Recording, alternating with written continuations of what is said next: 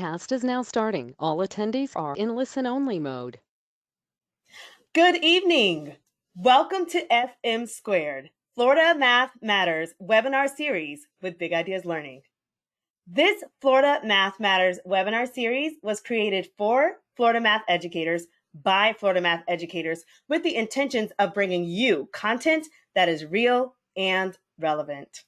My name is Dr. India White, and I'm a national education consultant with Big Ideas Learning. My team and I, go ahead and wave, team. We are thrilled to be able to bring to you content today that is going to be absolutely amazing. Now with that, I'll introduce to you one of my team members, Rodney, who will now take us to the next phase.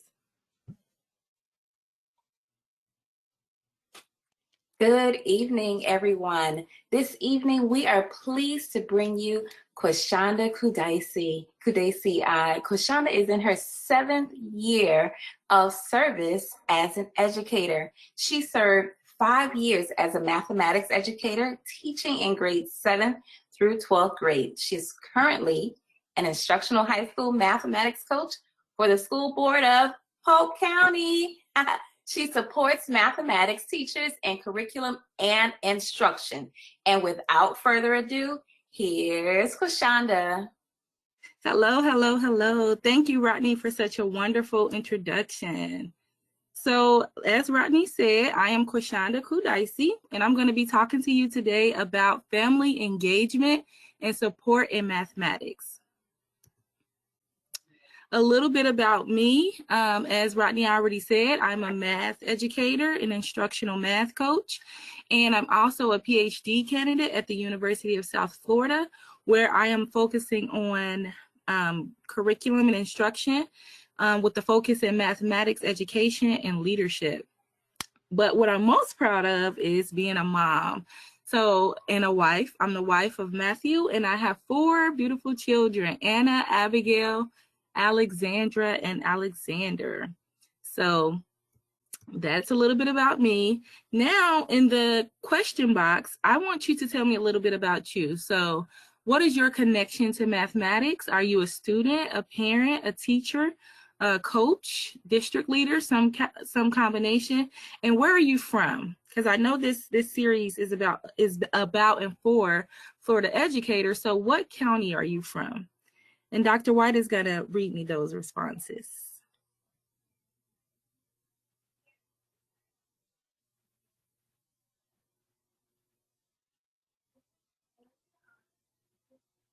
We've got one person, they said, I'm an instructional coach. Hey, Tony, instructional coach, K6, Flagler Beach, Florida. We've got Michelle from Hillsborough County, and she's a PhD student as well. We also have Shruti Raman, content specialist for K6 in the house today. Who else? Nice, fellow content specialist. We've got Karen Erickson. She is an instructional specialist in Manatee County. Hello, Karen.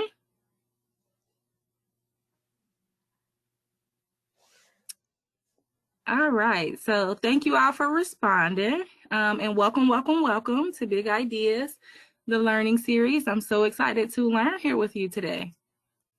So what we're gonna talk about, I'm gonna kind of take you through a roadmap. We're gonna look at the significance of mathematics education. Then we're gonna look at some ways to stay connected. Then we're gonna look at some partnership practices. And then the last 3 things that we're gonna focus on is engagement strategies. And the 3 types that I'm gonna talk about today is classroom engagement, at-home engagement, and after-school engagement. So why does math matter, right? We're all math educators in some form or fashion. And so we know that math is important. I want to read you a quote here from Mathematics for Human Flourishing by Francis Su. And this is what it says. A society without mathematical affection is like a city without concerts, parks, or museums. To miss out on mathematics is to live without an opportunity to play with beautiful ideas and see the world in a new light.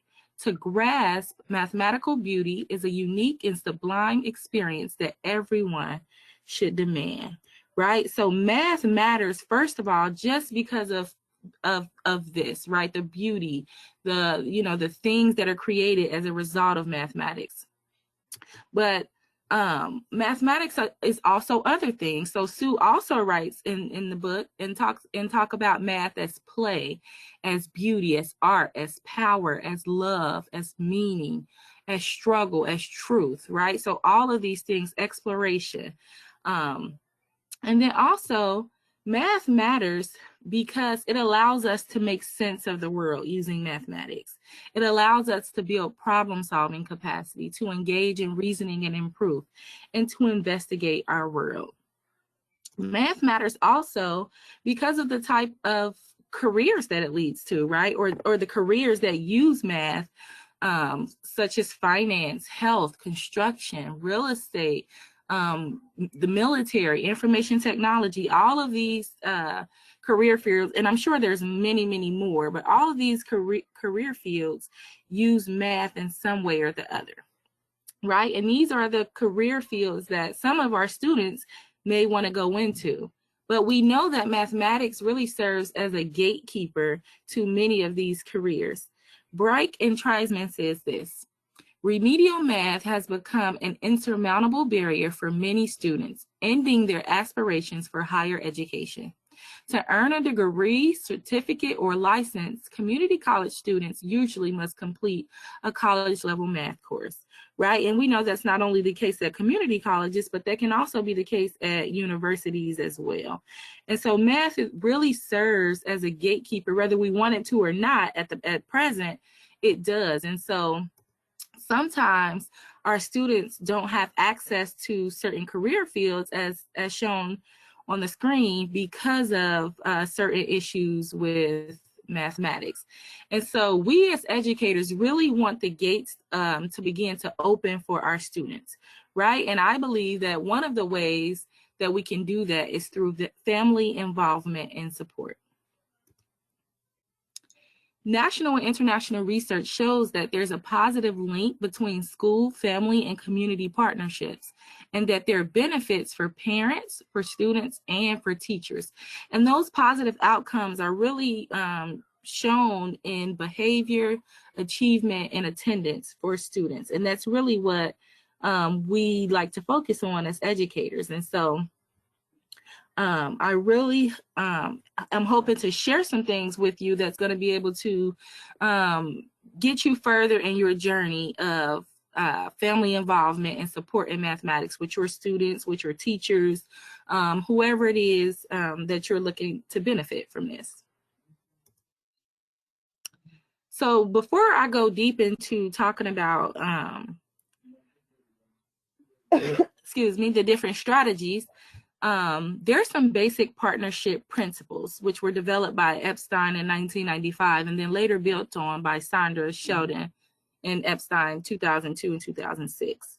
So some of these partnership practices are parenting, which involves helping parents to create a conducive home environment for their students; communicating, which involves the educator communicating with the parent about the progress of the student; volunteering, so that's encouraging families to get involved in the school; learning at home, which I have a lot of activities that I'm going to share with you today about some activities where students can learn at home with parents; and then decision making, which involves allowing the student, the parent, to have some type of decision making, whether that's alternate assignments or whatever the case may be. And then lastly, collaborating, and I'm going to talk about some ways that we can do that as well. So before we move forward, my question for you is, and I would ask that you respond in the question box, which of these are you already doing, and which of these do you feel that you need more support with? And Dr. White is going to help me to see those responses. Thank you, Dr. White. No problem.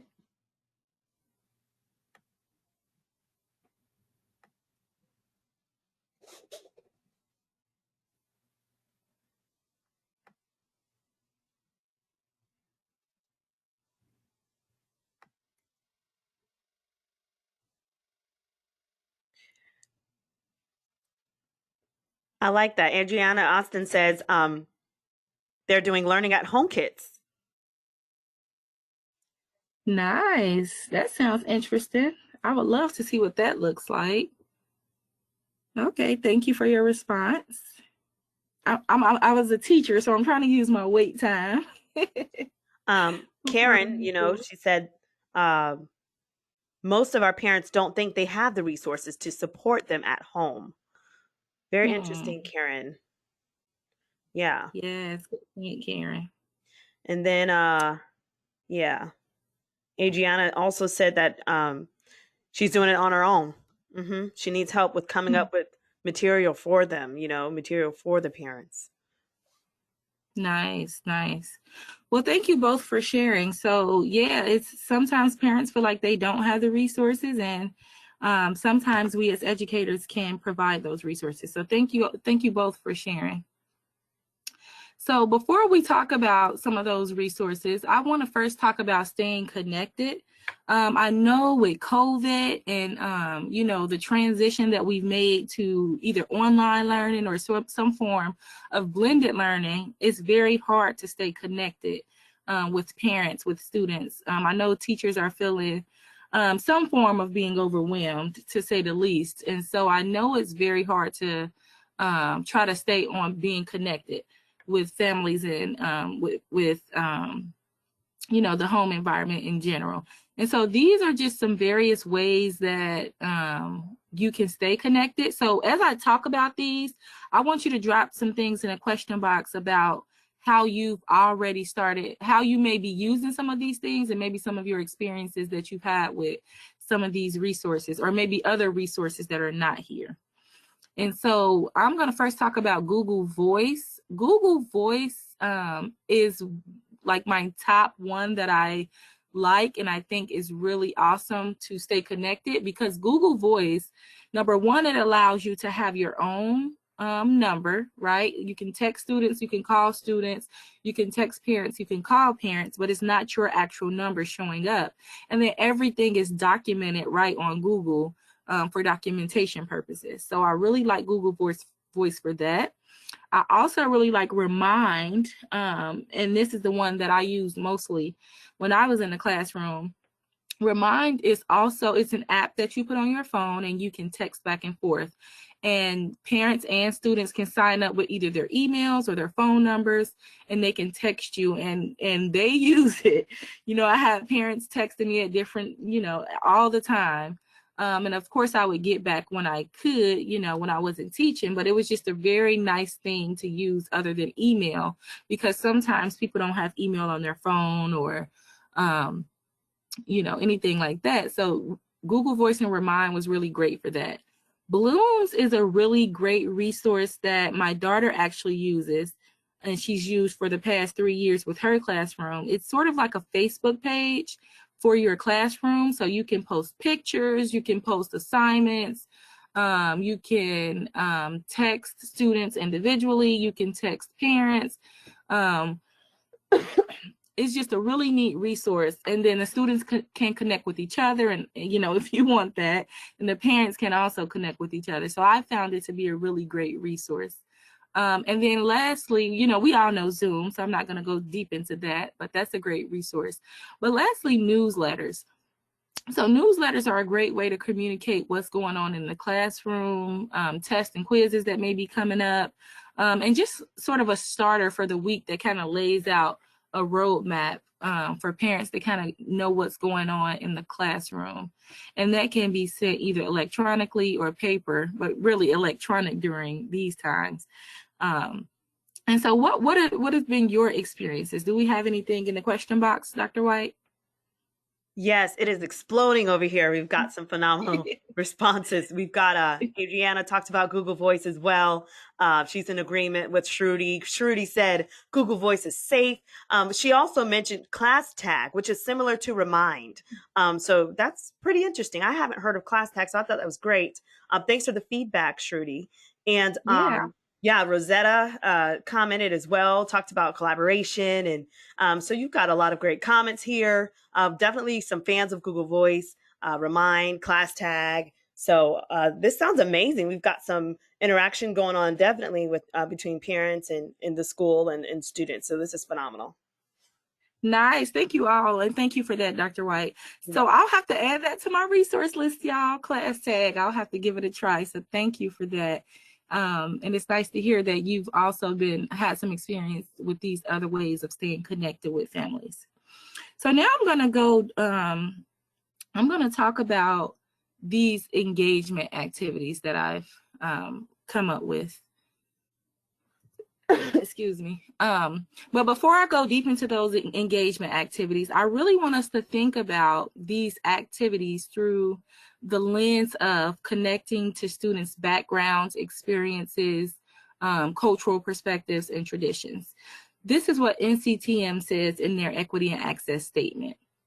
So they say, creating, supporting, and sustaining a culture of access and equity require being responsive to students' backgrounds, experiences, cultural perspectives, traditions, and knowledge when designing and implementing a mathematics program and assessing its effectiveness, right? So we've heard of this idea of, connecting with students' backgrounds, experiences, cultural perspectives at conferences or maybe at professional developments, or maybe you've just done some personal reading, but it may be hard for you to really find time to think about and design curriculum to align with this.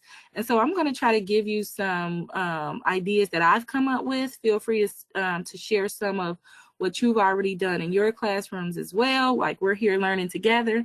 I'm sharing what I know, but I'm sure you all have done some awesome things as well. But so that's kind of the lens that I'm looking through as I talk about some of these family engagement ideas. But before I talk about mine, in one word, I want you to describe your experience with family involvement. So in the question box, take about 10 seconds to think about it. And then just in one word, I want you to try to describe your experience with family involvement, whether that be as an educator or maybe as a parent yourself. Maybe you have school-aged children and you have some experience with your child's teacher. And then Dr. White will help us out with that.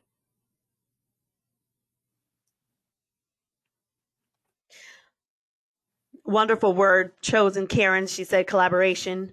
Shruti, wow, said warm. Tony said visible. Adriana said complicated. Yeah. Cynthia Castro said critical. Okay. Nice responses. Nice. Thank you all. So it seems like we have a mix there. Thank you all for your responses. And I don't know if I heard this, but I guess I would say my one word would be connected. Like I've felt connected with my families when I was in the classroom. So, all right. So now we're going to talk about these different family engagement activities. Some of these you may already know, some you may not. So hopefully you'll be able to learn at least one thing. That's my goal. But we're going to talk about classroom engagement activities, after school engagement activities, and then at home. So I'm really going to focus on the at home piece, but a lot of these at home activities that I mentioned can also be used in the classroom as well. So let's first look at classroom engagement activities. So some of the ways that you can engage families in the classroom is that you can invite them to be field trip chaperones. You can invite them to be classroom helpers. And obviously with COVID, I know that some of these things are kind of off limits, but I also want you to think about how these things could be sort of reimagined for the virtual world, for those of us that may still be fully online or blended, or, you may already be back in the classroom. Also, classroom centers and stations. So I really like this option because I did it as a parent in my daughter's class. So now, granted, she's in elementary, so these would also have to be kind of adapted depending on the grade level that you're at. But my daughter, she's in elementary. And so I was invited, not only really all of the parents were invited, and the people who responded were able to come in and do centers. So they had like a reading center, a math center, and the various other centers that they have that go along with the elementary subjects. And I served in the math center portion, and I just absolutely loved it. I love the opportunity to see my child interacting with other students, interacting with the teacher, and then even interacting with me. And I love the opportunity to get to interact with her classmates. And so I think if parents had that opportunity, it would definitely develop better relationships with not only the teacher, but the school in general. And so that's the major way that I see that families can be involved in the classroom. And then also as guest speakers, a lot of our parents are, you know, they're in different career fields, and they could come in and kind of talk about what they do with the class, like events like the Great American Teach-In. I know when I was a teacher, we had that every year, and I would have different people come in and speak to the students. And so those are my ideas about classroom engagement activities. What has been your experience with classroom engagement activities? So if you could take about 30 seconds to think about that, and then Dr. White will help us with that, if you've had any.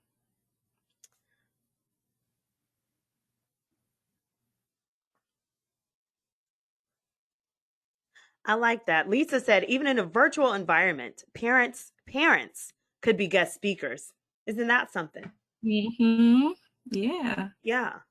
And then Mindy said, one thing my son's second grade teacher is doing is STEM activities. The child is facilitating the physical aspect of it, while the parent joins via Teams to help the child facilitate it.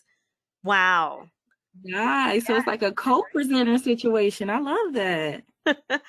Adriana shared and said community representatives come in and speak, or they'll do a math challenge with the students. That's nice. I love that. I love that. I did a talk on community engagement, and that's one of the things I advocated for. So I love, love, love that. And then Shruti said, "Ooh, wow, student-led math nights." Yes, that you took my my next point. Good job. Yes, I love that. I love that.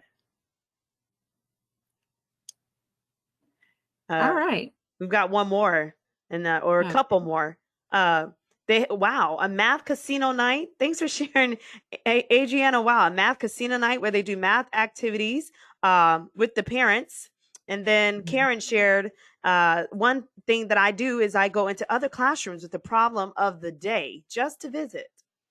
Very nice. I love that as a new face. And I love the casino night. That yes. I want to go to that. Sign me up. Nice. Well, thank you all so much for sharing. So now I'm going to talk about some after school engagement activities. Y'all took them all. So I was going to also say family math nights as well. And so I like that you were even more specific and called it a casino night. So that's awesome. I also love the game Family Feud. And so we could, you could also set up some kind of like math family feud where one family comes in and another family comes in, and other families could come in as the audience, and you could have like food and drinks and just something fun like that for families to participate in. Workshops, so the sort of the idea of where families and students are presenting together, or the school is bringing something to the family as well. And then lastly, the host of cultural events. So this one I really, really like because and even me as a teacher, right, I've taught probably a lot of different ethnicities, I should say. And I've always been the kind of teacher to try to connect math and what I was doing in the classroom to students' culture. But sometimes, I could only go so deep because I only knew so much. And so with this idea, if families came in and was a part of sort of a cultural event where they were the host and they were sort of using the school as their venue, they would be the ones leading. They would be the ones with the voice, showing us what they value in their culture and what they want to show us. And we could kind of be there as assistants or collaborators with them, engaging in some kind of event. So I haven't done that yet, but I'm really excited to see what that will look like. I've done it on a small scale, just in my classroom, but I would be excited to see what that would look like actually with parents leading it. And so then the next question, of course, would be, have you, like, what other ideas do you have, or have you done anything after school in your different schools that you're a part of or districts? So be ready, y'all. I'm going to always ask a question. Shruti mentioned an around the world event. I like that. I like that. Our local community college hosted something like that over the summer. And I took my daughter to a camp. You know, I took her to the camp that they did that at, and it was awesome. So great idea. I'm taking notes. Tony mentioned fact fairs. I wonder what that's about. That sounds really neat. Fact fair. Can you expound on that, Tony?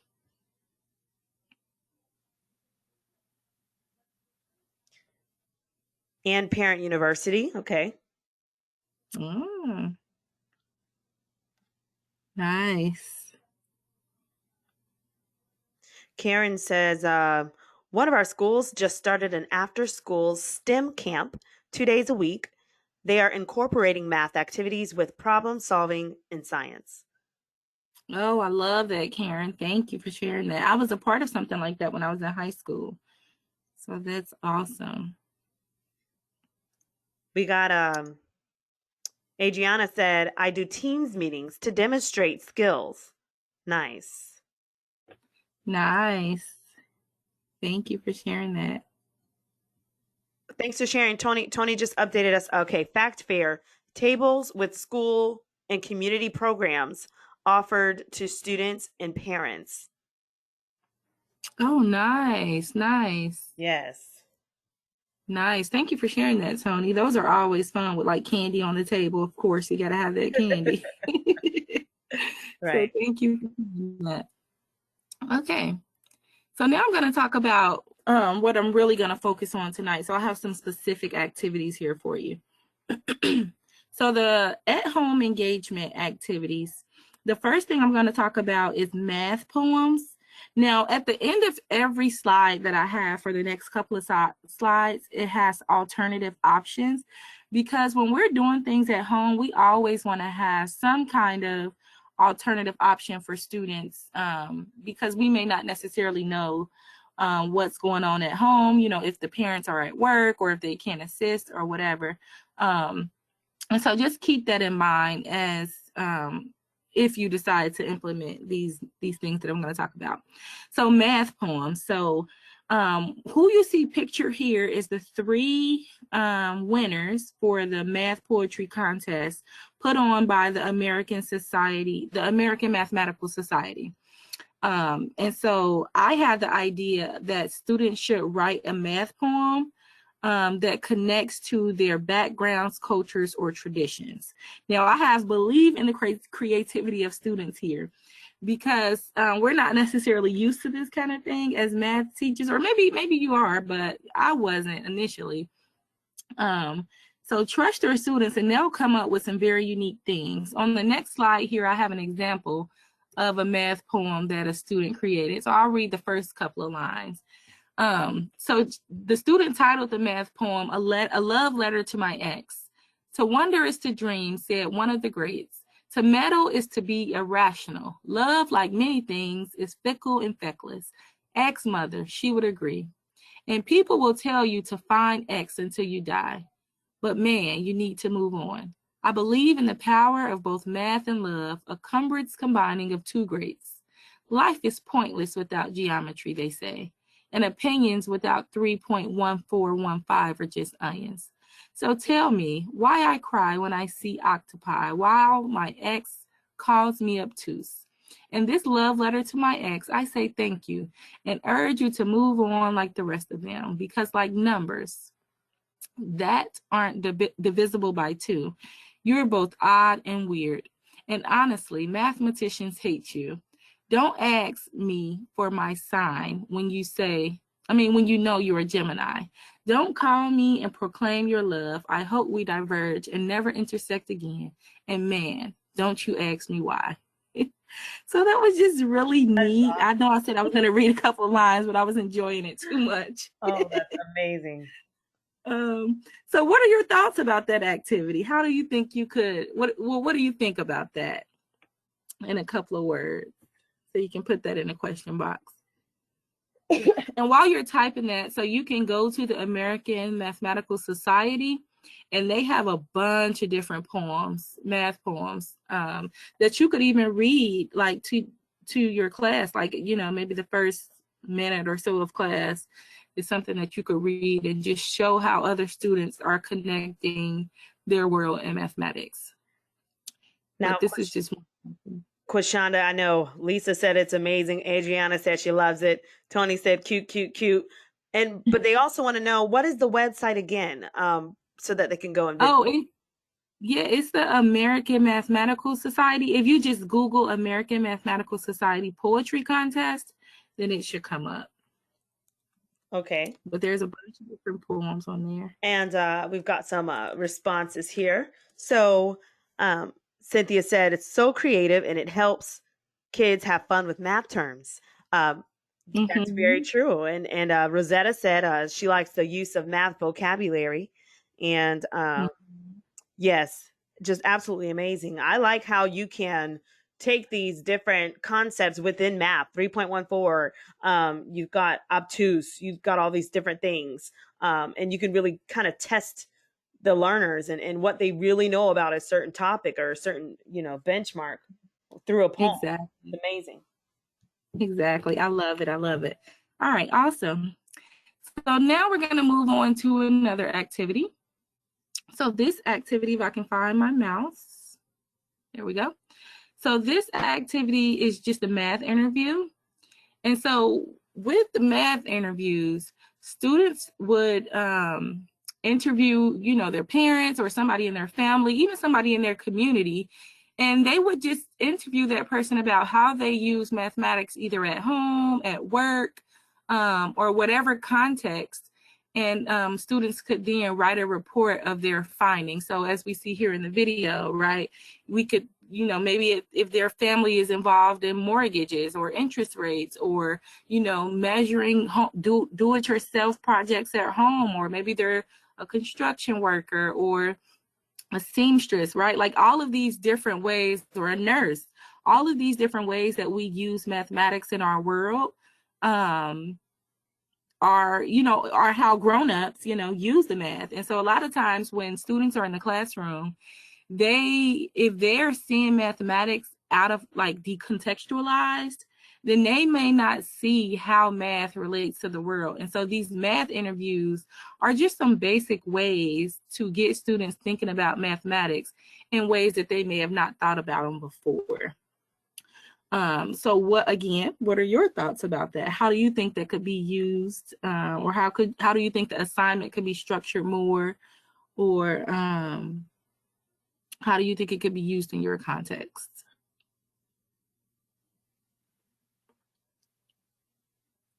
And Dr. India will help us out.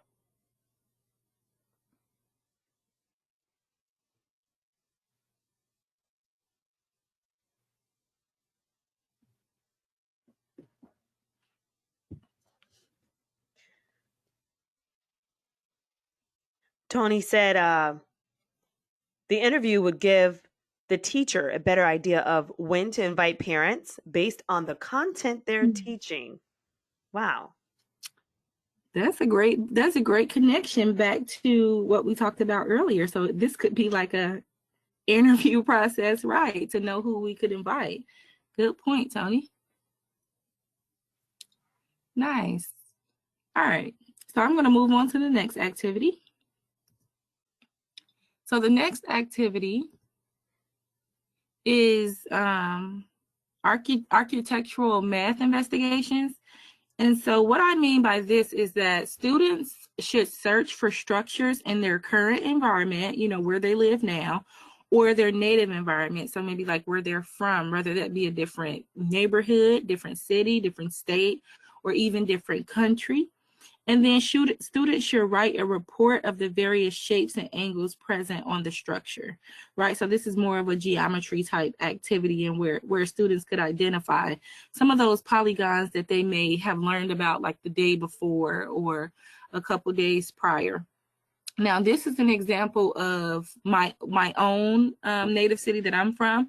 So I'm from Cincinnati, Ohio, and this Great American building here is the tallest building in our city, so it's very well known.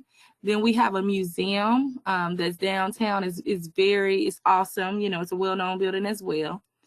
This bridge is the bridge that leads to Kentucky from Ohio, and you can literally like walk across the bridge. So it's a very famous bridge as well. And then this is just our courthouse, right? And so even though students will identify different polygons and different types of angles that they see on the structures, it also allows for you as the teacher to get to know a little bit about where they're from through these different things. But then the reason why it's an at-home activity is because they would actually do this kind of activity with their parents, right? So they will begin to ask, you know, and again, we want alternative options in case this is not viable, but if it is, they could have these kind of discussions with their parents about, like, you know, where they come from, or, you know, even to actually talk about the mathematics with the parent. And so this is another type of activity that can be done at home. Another at-home engagement activity is cooking a traditional meal using mathematics. So when I taught 7th grade, this was actually an activity that I did. It wasn't necessarily cultural, so I wasn't looking at it through those lenses, but it was just an activity that was in the textbook, and I was like, okay, well, the students can do this.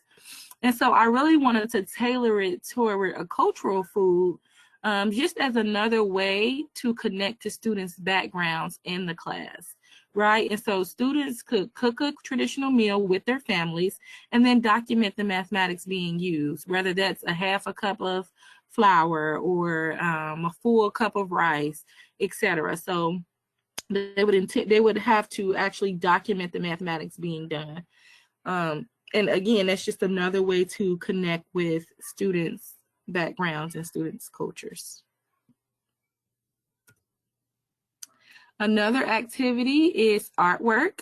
So Francis Su also said in the book, Mathematics for Human Flourishing, artwork in every culture includes patterns, sometimes created by using complex mathematical ideas, right? And so these complex mathematical ideas could also be explored using cultural artwork, right? So students could search for artwork in their current environment or native environment, and then write a report of the different patterns, angles, shapes that they see present on the artwork. And so, and obviously we always want to have those alternative options, but this is another way to really just get the students' identity involved in the mathematics that they're doing.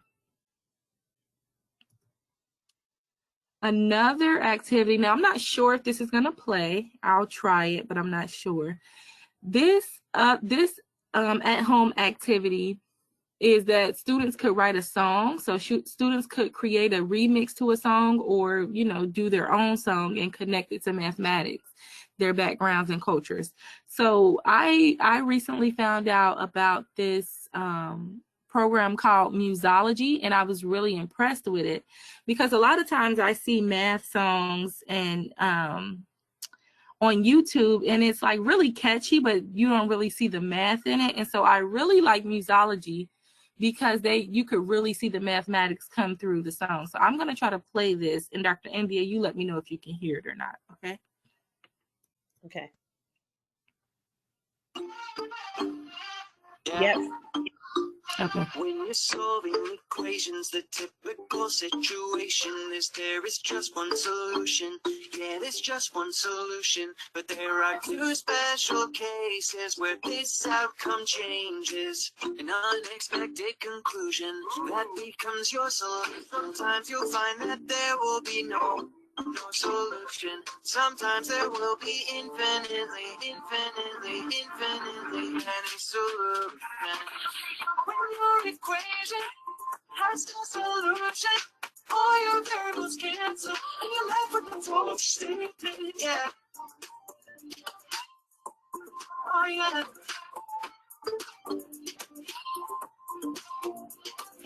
All your variables cancel, and you're left with a total statement. This means that no values can satisfy your equation.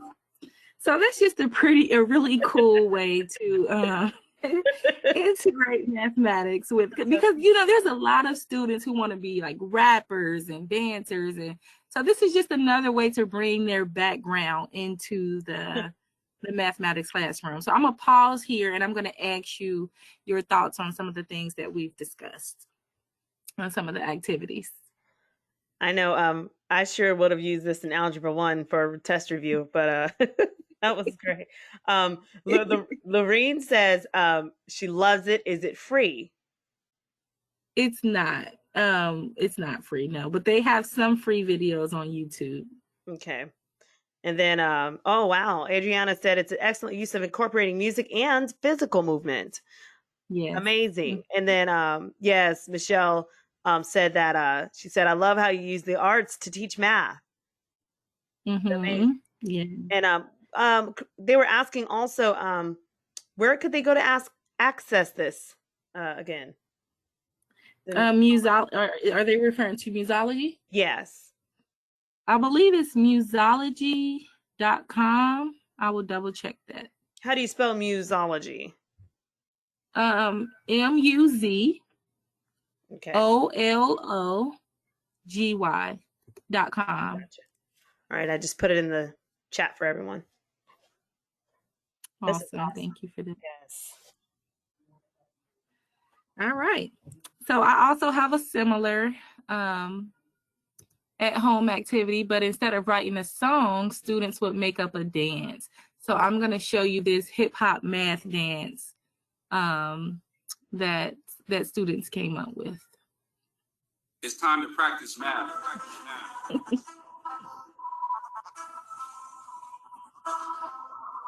Hip-hop math. Hip-hop math. Multiplying and dividing makes me glad. Hip-hop math. Hip-hop math. Multiplying and dividing, it makes me glad. Stacking shit. 6 times 6. What does that give me? 36. 8 times 4. What is the score? Don't know about you. It equals 32. 4 times 3. That equals 12. Just like my money, it's doing well. 5 times 5. That's 25. Crunching numbers in my head before I go to bed. Hip-hop math. Hip-hop math. All right, so obviously we just have some multiplication facts there, but I just think it's another way to connect with students' backgrounds and cultures and, things that they like. I certainly would have liked this when I was in school.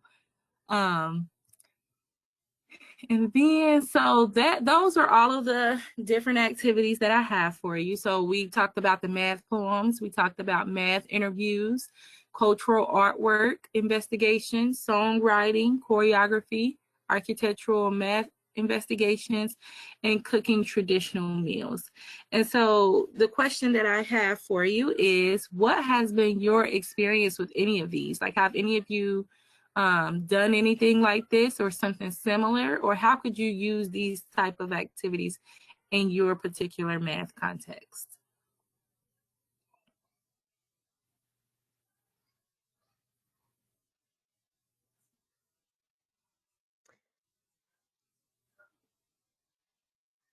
No, Adriana says, I tell my students, when you see it, hear it, say it, and do it, your brain remembers it.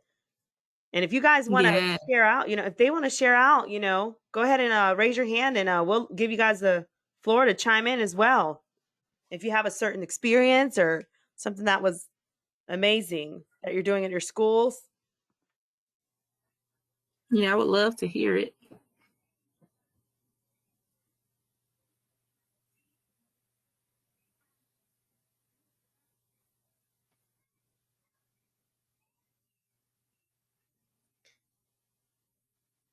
I like that. Adriana says, I always use song and physical movement. I always have them create a song or artwork to connect it.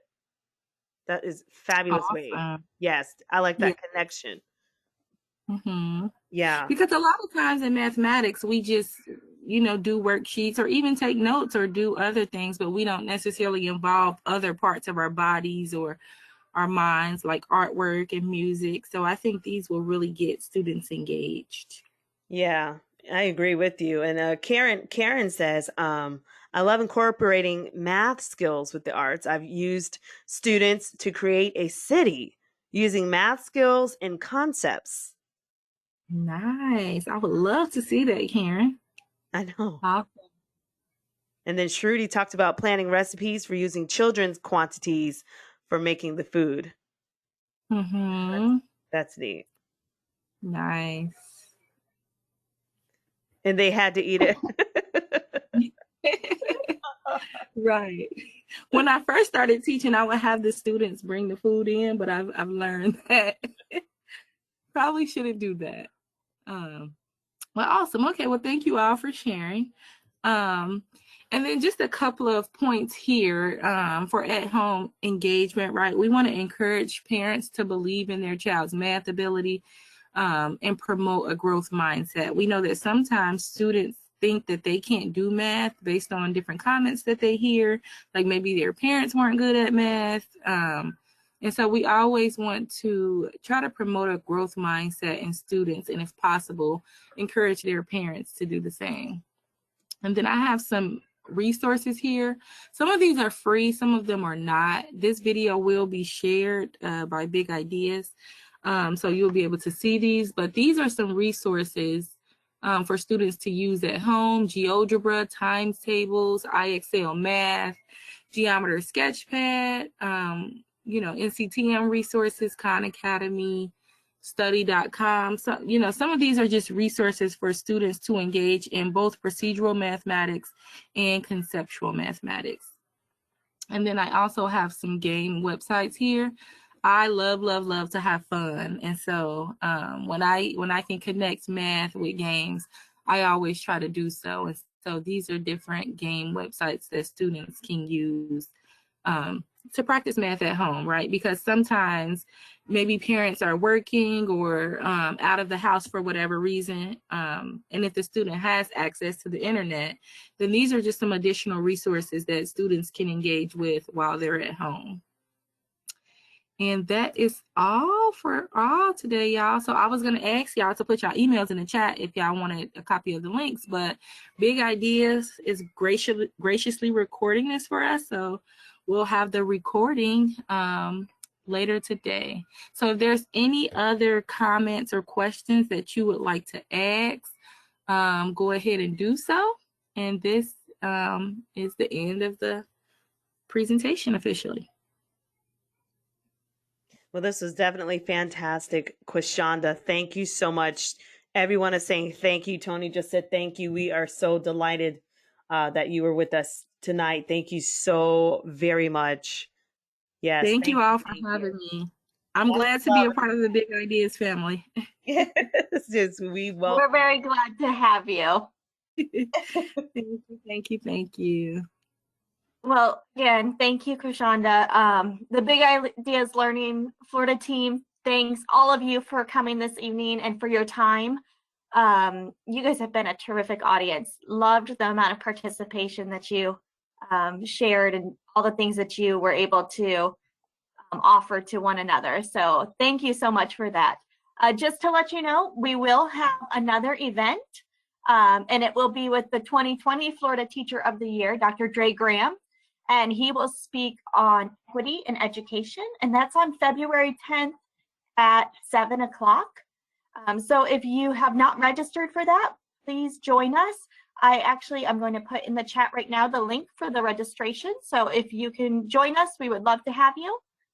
And again, thank you all for coming. And Kwashonda, thank you so much for an engaging and fun session. Thank you. Have a great evening. Thank you, everybody, for joining.